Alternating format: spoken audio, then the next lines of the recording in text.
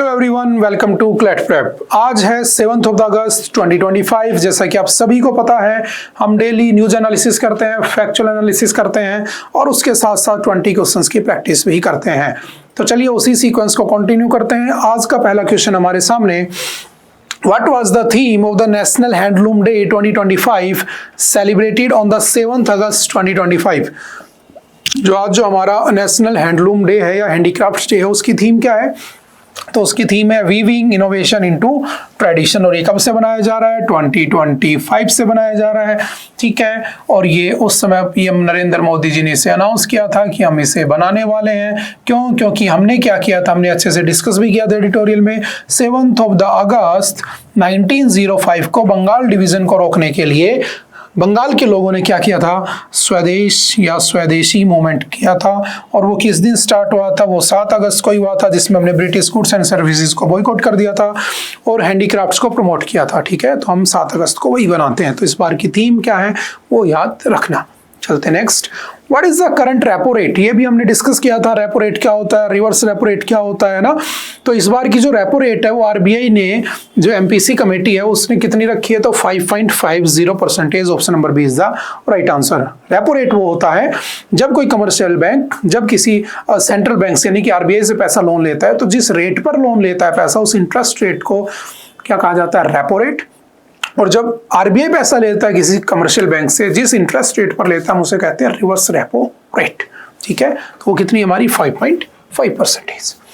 What is the total tariff rate announced by the US on Indian imports after the additional 25% hike? तो कितना हो गया है?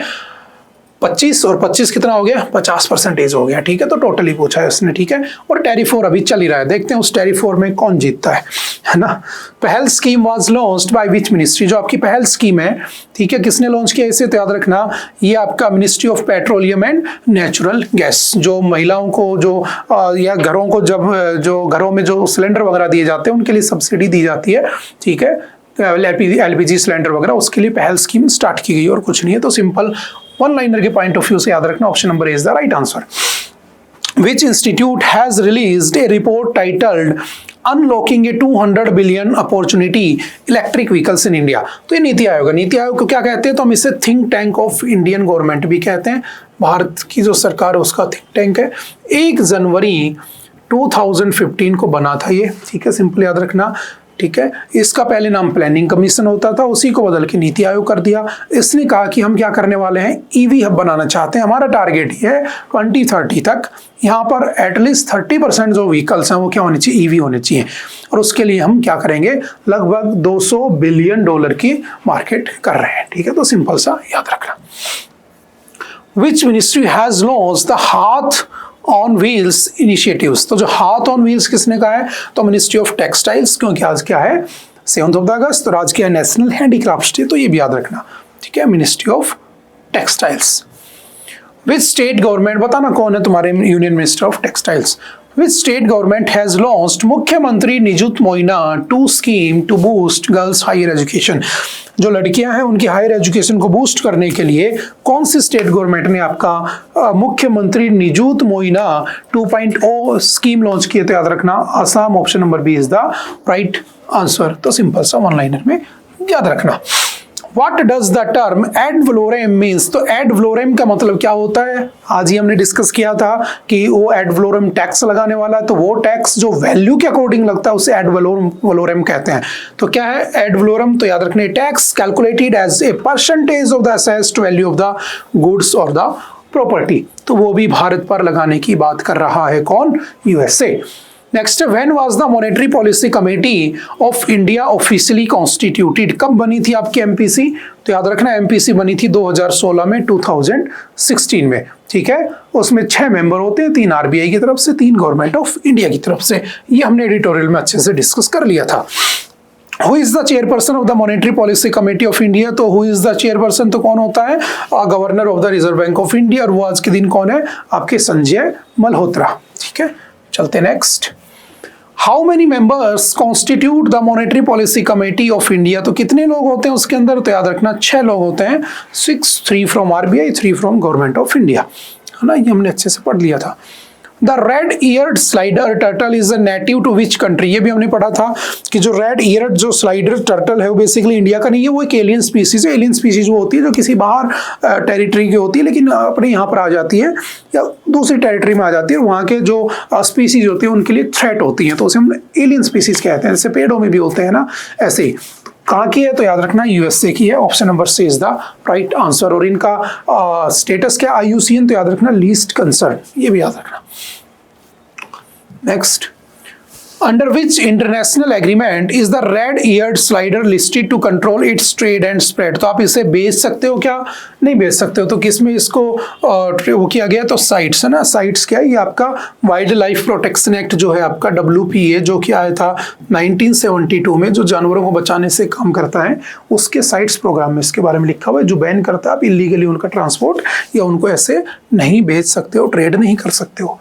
Next है, under Indian law which act is primarily use by PETA India to advocate for animal rights including stray dogs, तो हमने एक editorial discuss किया था कि दिल्ली हाई कोर्ट का डिसीजन था कि जो आपके स्ट्रे डॉग्स होते हैं उन्हें हमें डिग्निटी से जीने का राइट देना चाहिए ना, ऐसा नहीं कि उनको मारा पीटा जाए।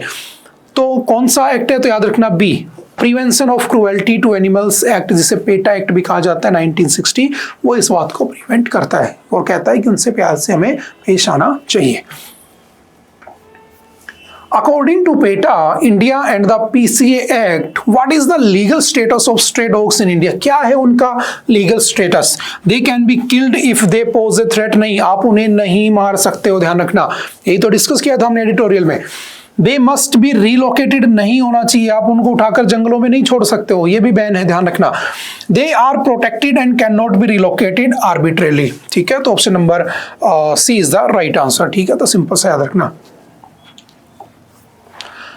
What does E20 fuel represent in the context of India's biofuel policy? तो ये भी हमने पढ़ा था, इथेनॉल का मतलब है 20% उसमें इथेनॉल होना चाहिए और 80% उसमें पेट्रोल होना चाहिए, और इसका टारगेट ईयर था 2030, बट इंडिया ने उससे 2025 में ही क्या कर लिया है, अचीव कर लिया है, ये भी ध्यान रखना।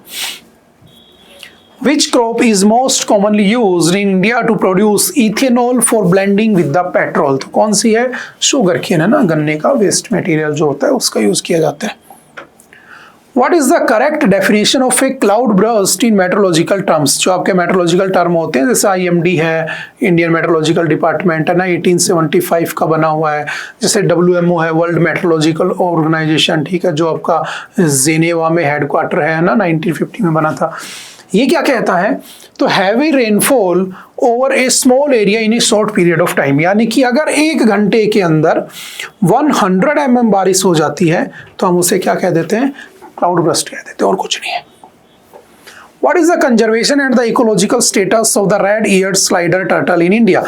भारत में रेड ईयर्ड स्लाइडर टर्टल का क्या कंजर्वेशन और इकोलॉजिकल स्टेटस है, तो याद रखना it is a vulnerable species facing extinction नहीं है, it is a native and protected species under the wild life protection act, तो हमारा नेटिव तो नहीं है, ध्यान रखना, ये भी गलत हो जाएगा है ना, हमारा नेटिव नहीं, यूएसए का है, ठीक है। तो ऐसे भी कई बार आ जाते हैं कॉन्सेप्चुअल। इट इज वल्नरेबल नहीं है, सब नहीं है, it is an invasive alien species that threatens native biodiversity. Option number c is the right answer, ठीक है। और ये एंडेंजर्ड भी नहीं, आपको पता है, ठीक है, पढ़ा था हमने, इसका लीस्ट कंसर्न वाला स्टेटस है, ठीक है। और आजकल ये ट्रेंड बन चुका है कि नेचर से है ना इनसे क्वेश्चन बड़े आते हैं, एनवायरनमेंट से। What is the primary significance of Article 13 of the Indian Constitution? जो हमारा इंडियन कॉन्स्टिट्यूशन है उसका आर्टिकल 13 क्या कहता है? आर्टिकल 12, 13, 13, 14 ये सब किसके पार्ट है? फंडामेंटल राइट्स के। तो 12 में लिखा है definition of the state, but 13 क्या कहता है? तो 13 कहता है कि अगर मान लो कोई लॉ है, कोई एक्ट है, ठीक है, लॉ या एक्ट मान लो जो भी एक ही कहते हैं, अगर ये प्री कॉन्स्टिट्यूशन है ना, संविधान या कॉन्स्टिट्यूशन बनने से पहले है, या फिर ये पोस्ट कॉन्स्टिट्यूशन है ना, कॉन्स्टिट्यूशन बनने के बाद है, अगर ये वॉयलेट करता है किसको? Fundamental rights of the people, अगर लोगों के फंडामेंटल राइट्स को वॉयलेट करता है तो सुप्रीम कोर्ट उसे क्या करेगा? तुरंत क्या करेगा? नल, वॉइड, या हम क्या कह सकते हैं अनकॉन्स्टिट्यूशनल, उसे क्या कर देगा? डिक्लेयर कर देगा। तो option number c is the right answer. It declares that the laws inconsistent with the fundamental rights shall be void। जैसे आपका हमने पढ़ा था कौन सा, इलेक्ट्रल बॉन्ड और ऐसे बहुत सारे एग्जांपल पढ़े थे, ठीक है। तो option number c is the right answer. चलते नेक्स्ट। ओके, आई थिंक आज के लिए इतना ही था। आई होप कि आपको बातें समझ में आई होंगी। फिर भी अगर किसी तरह का कोई डाउट रहता है, कोई भी प्रॉब्लम रहती है, तो आप एनी टाइम आकर मिल सकते हैं, पूछ सकते हैं। ओके, मिलते हैं दोबारा से फिर कभी किसी दूसरे लेक्चर में। Okay, bye bye, thank you, have nice day.